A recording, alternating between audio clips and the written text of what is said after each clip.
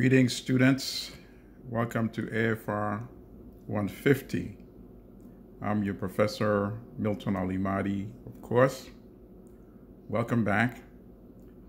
Welcome to this digital class. I know it's a bit disappointing. We like meeting in class in person. We were enjoying the in-class discussions and the debate and the back and forth. But unfortunately, right now, our health and our safety is the #1 consideration, as well as your family's safety as well.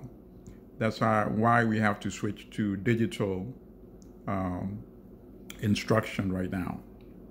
So today we're going to cover the documentary film, Black Power, the Kwame Nkrumah story. I've already posted that on Blackboard, so hopefully you've had a chance to watch it. So I'm going to present my points, but I want you to select your 5 points, just as we've been doing with all our assignments, and I want you to post it on Blackboard, and I will send you the instructions on how to post it on Blackboard. Don't worry, I'm not going to steal any of your own 5 points. I'm just going to give you a broad overview, and it won't be long, it'll be brief, to give you the opportunity to come up with your own 5 points. So first of all, we have Kwame Nkrumah, Ghana, newly independent country. Nkrumah, if you recall, was operating out of one key concern after Ghana became independent. He was afraid that Ghana would end up being the typical neo-colonial type of country, with its economy and therefore its politics as well, controlled by the former colonial powers, the industrialized countries. So the #1 consideration for Kwame Nkrumah was to ensure that Ghana does not remain a cocoa republic, producing cocoa, selling it to the outside world, and then importing expensive manufacturers to Ghana. And he described this condition in his book, which we also, by the way, read, if you recall, Neocolonialism, the Last Stage of Imperialism. Now, students, you have to excuse me for a second. My apartment is extremely warm today, so now and then you're going to see me dabbing at sweat. And of course, I've not been in contact with anybody. I've not gone out today. I've been washing my hand. That's why I can do this, okay? So anyway, so Nkrumah was concerned about that.